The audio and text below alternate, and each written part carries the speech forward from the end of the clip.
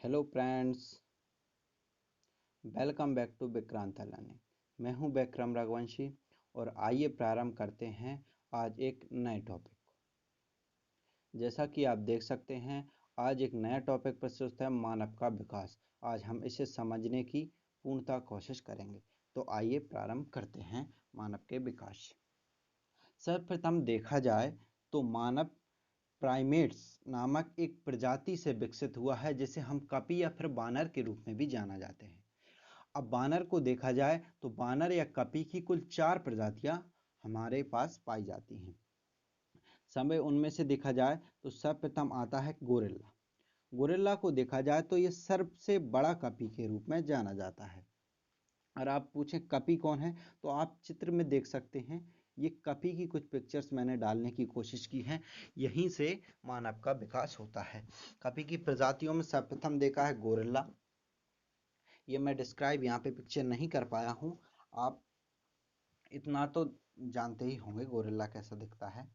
अक्सर टीवी पे दिखाया जाता है गोरिल्ला, जो कि सबसे बड़े कपी के रूप में जाना जाता है। उसके बाद आता है चिंपांजी।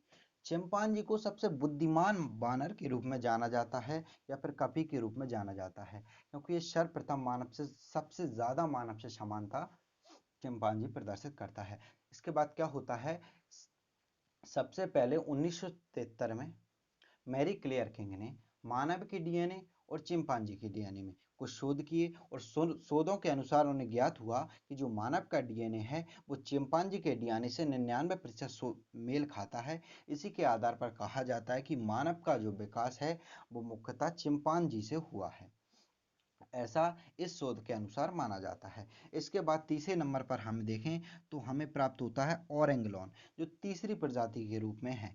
कवियों कपियों की तीसरी प्रजाति और पेड़ों पर विकास निवास करने वाली सबसे बड़ा बानर या कपी हम देखें तो वो ओरेंगलोन है।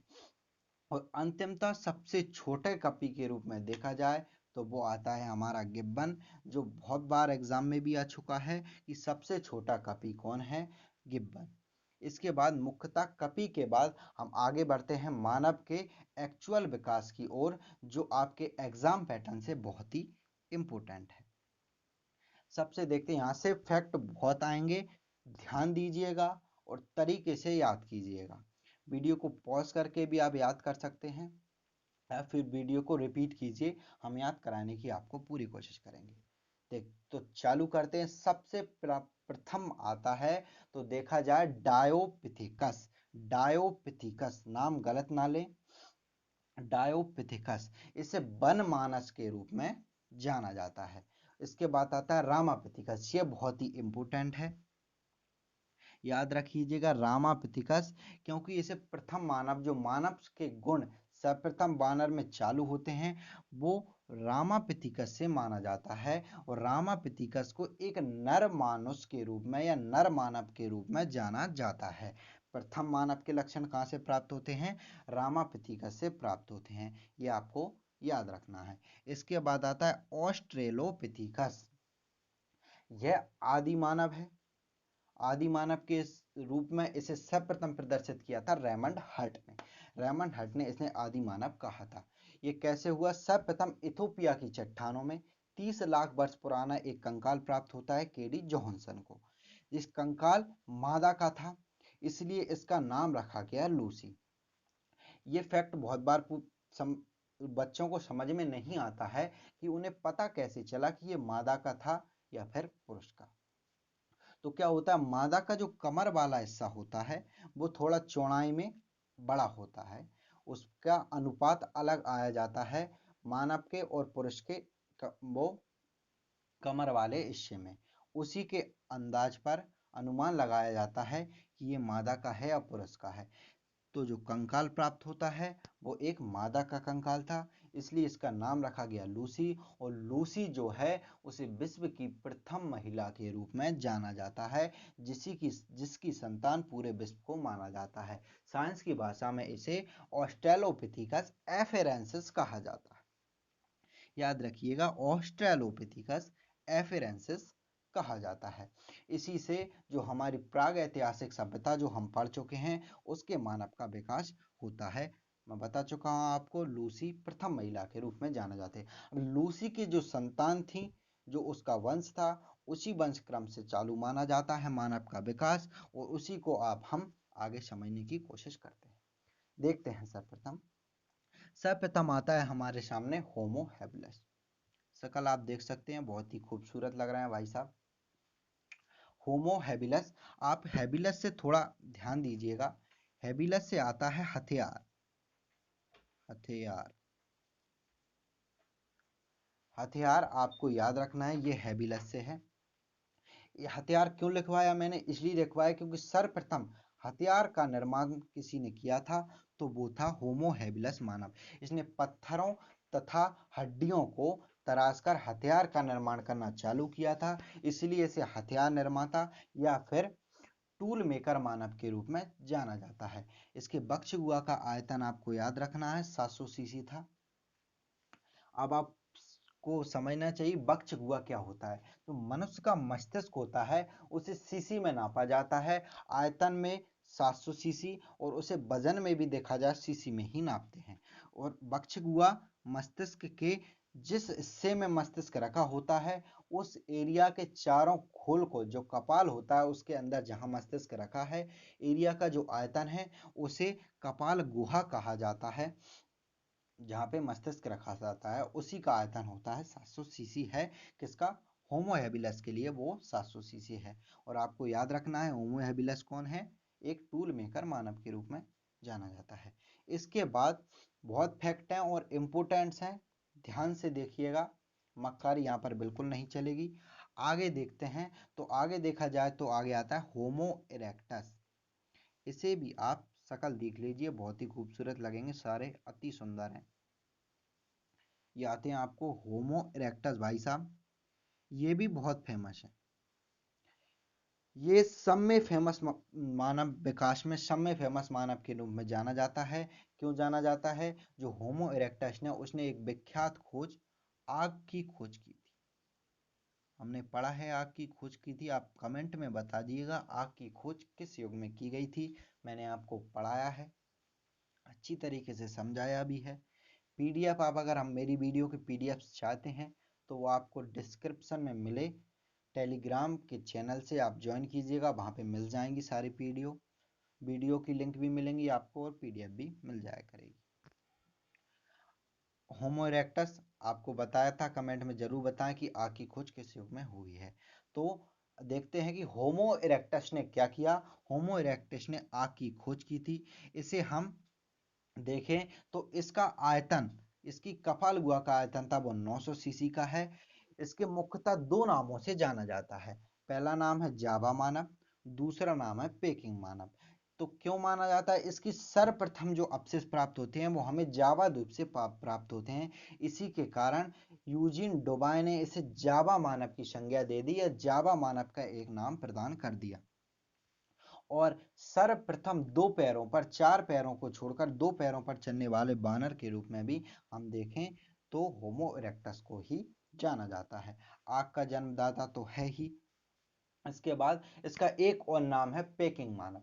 तो ये इसलिए है, जो चीन का पेकिंग शहर है उसमें भी इसके अवशेष प्राप्त हुए हैं, इसलिए इसे पेकिंग मानव के रूप में जाना जाता है। तो इसे जावा मानव के रूप में क्यों जाना जाता है, क्योंकि जावा मानव में यूजिन डोबाय ने इसके अवशेष प्राप्त होने के कारण इसे जावा के नाम की संज्ञा दे दी।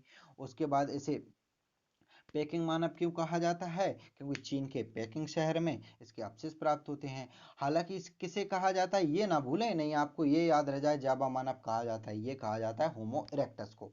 होमो इरेक्टस को वैसी मानव को कहा जाता है जिसने आग की खोज की थी। ठीक है, तो चलो आगे बढ़ते हैं। इसके बाद अगला मानव देखा जाए तो वो आता है नियंडस्थल मानव। अब शकल जरूर देखें, सावरे खूबसूरत ही खूबसूरत है, ऐसी खूबसूरती नहीं देखी हमने। ये आते हैं नियंडस्थल मानव। हाईलाइट नहीं हो पा रहा है, क्या हो गया यार। ठीक, इसको भी आपको मुख्यतः याद रखना है। क्यों याद रखना है, इसे सांस्कृतिक मानव के रूप में जाना जाता है। अब सांस्कृतिक मानव समझाया जाए तो सांस्कृतिक मानव वह मानव होता है सांस्कृतिक जीवन की ओर चले। इसने सर्वप्रथम सांस्कृतिक जीवन की ओर चलना प्रारंभ किया था। इसने सर्वप्रथम गुफाओं में सब एक साथ झुंड बनाकर रहना प्रारंभ किया, झुंड बनाकर शिकार करना प्रारंभ किया, सबको दफनाना, मुख्यतः सबको दफनाना इसी ने प्रारंभ किया था। वृक्षों की छाल और जानवरों की खालों से को पहनकर शरीर को ढकना सर्वप्रथम इसी ने चालू किया था।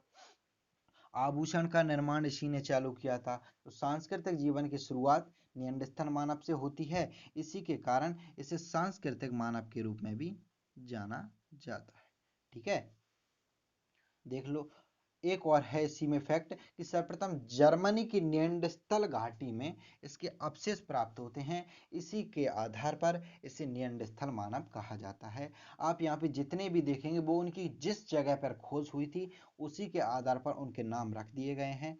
तो आप जगह याद रख लें, आपको मान कि किस जगह पर मानव में क्या क्या गुण प्राप्त हुए थे, आपको बहुत अच्छी तरीके से याद हो जाएगा। एक और फैक्ट आता है कि सर्वप्रथम वाणी केंद्र का विकास, बोली का विकास, वाणी केंद्र का विकास किस मानव में होता है, तो आप देखें तो वो आपके नियंडरस्थल मानव में पाया जाता है। ठीक है, इसके बाद जो मानव आएगा वो आपके लिए बहुत इंपॉर्टेंट है। कुछ जगह पर इसका डिस्क्रिप्शन नहीं होता है इस मानव का, पर हमने रखा है क्योंकि ये इंपॉर्टेंट है आपके लिए। सर्वप्रथम पिक्चर देखे, यहाँ से लगा है कि हाँ इंसान है, अभी तक तो सब बानर ही दिख रहे थे, अब इंसान की शक्ल के आने चालू हुए हैं। तो देखते हैं क्रो-मैग्नन मानव या होमो फोसिलस मानव। आपका इसको नाम बहुत अच्छे याद रखना है, होमो फोसिलस मानव, क्योंकि सबसे विद्वान मानव माना जाता है, सबसे बुद्धिमान मानव के रूप में क्रो-मैग्नन मानव या होमो फोसिलस मानव के को जाना जाता है। इसी ने कृषि का विकास किया था। महत्वपूर्ण फैक्ट इसके बारे में है कि खेती का विकास क्रो-मैग्नन मानव ने किया था। और इसकी एक और है, सबसे बड़ी कपाल गुहा, वर्तमान मानव से भी बड़ी कपाल गुहा कहीं पे पाई गई थी, तो वो क्रो-मैग्नन मानव में पाई गई थी। आगे देखते हैं फैक्ट हैं, तो सर्वप्रथम फ्रांस के क्रो-मैग्नन चट्टानों में मैकग्रेगर ने इसकी खोज की और उसी के आधार पर इसका नाम पड़ा क्रो-मैग्नन मानव या होमो फोसिलस मानव। ये बहुत ही बुद्धिमान है और जैसा मैंने बताया था कपाल गुहा का आयतन 1600 सीसी है, जो वर्तमान मानव से भी अधिक है। महत्वपूर्ण फैक्ट है इसका, कृषि का विकास, खेती की शुरुआत सर्वप्रथम इसी ने की थी।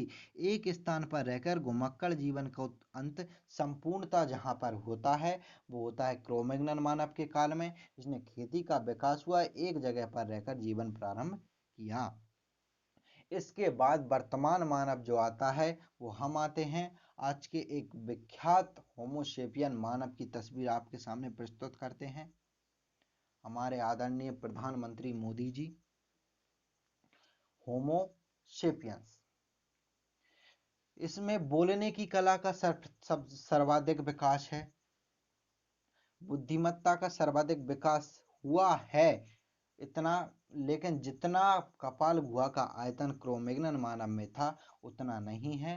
क्रो-मैग्नन मानव के बाद प्रथम बार मानव की कपाल गुहा का आयतन गिरता है। आप ऊपर से देखेंगे तो सीधा बढ़ रहा है, होमो हैबिलस में 700, उसके बाद होमो इरेक्टस में 900, उसके बाद 1600 और आगे देखते देखते केवल यहीं पर आकर क्रो-मैग्नन के बाद ये कपाल गुहा का आयतन घटता है, ये आपको याद रखना है। और सबसे प्रमुख बात, इस मानव को चिंतनशील मानव कहा जाता है, यानी दिमाग लगाकर काम करने वाला, चिंतनशील, हर विषय पर सोचने वाला मानव कहा जाता है। किसे कहा जाता है? होमो सेपियंस। तो ये था आपका मानव का संपूर्ण विकास।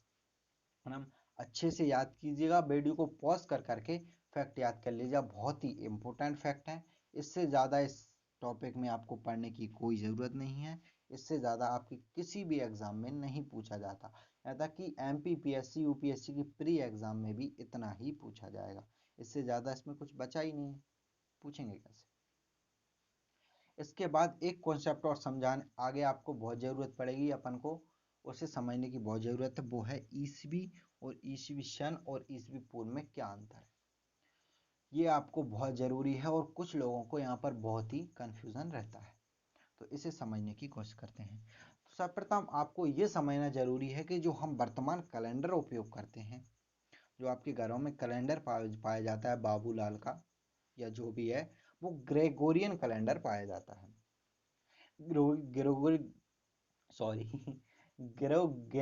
ग्रेगोरियन कैलेंडर है, उसको ईसा मसीह के जन्म दिवस के अनुसार वह काम करता है। उनके जन्म वर्ष से जो 0 BC के रूप में माना जाता है, उससे जो पहले का समय है उसे हम बिफोर क्राइस्ट या BC या फिर BCA के रूप में प्रदर्शित करते हैं। ध्यान रखिएगा, ईसा मसीह के जन्म से पूर्व के समय को हम ईसा पूर्व कहते हैं या फिर BC कहते हैं या फिर बिफोर क्राइस्ट, BC का फुल फॉर्म है, और इसे BCA भी कहा जाता है, यानी before common era. Common era वह समय था जब ईसा मसीह का जन्म होता है, उससे पहले का समय हम बिफोर कॉमन एरा के रूप में जानते हैं। इसी प्रकार जब ईसा मसीह का जन्म होता है, उसके बाद वाले समय को हम AD के रूप में प्रदर्शित करते हैं, अर्थात एनो डोमिनी, जिसका शाब्दिक अर्थ है ईसा मसीह के जन्म के बाद या यीशु का समय, यीशु का काल या यीशु का वर्ष, उसे हम AD के रूप में जानते हैं। इसे भी हम CA से भी जानते हैं, और CA का अर्थ होता है कॉमन एरा। कॉमन एरा वह समय युग जहां पर ईसा मसीह का जन्म होता है। तो आई होप आपको वीडियो पसंद आई होगी, आपने एंजॉय किया होगा। बहुत ही इंपॉर्टेंट फैक्ट है, तरीके से रटिएगा, ये आपके लिए कॉन्सेप्चुअल चीज है, ये समझना बहुत जरूरी है, नहीं आगे आप बहुत परेशान होंगे। इसलिए मैंने इस वीडियो में यह मेंशन किया। अगली वीडियो में हम एक नई सभ्यता की ओर बढ़ने का प्रयास करेंगे। तब तक आप वीडियो अच्छी लगती है तो लाइक करें, सब्सक्राइब करें और शेयर करें। इस वीडियो का PDF अगर आप चाहते हैं तो डिस्क्रिप्शन में दिए गए टेलीग्राम चैनल पर जाएं, वहां पे आपको इस वीडियो की लिंक भी प्राप्त होगी, उसी के नीचे आपको इस वीडियो की PDF भी प्राप्त हो जाएगी। आप वीडियो को और हमारी वीडियो को लाइक करें, सब्सक्राइब करें, चैनल को सब्सक्राइब करना ना भूलें।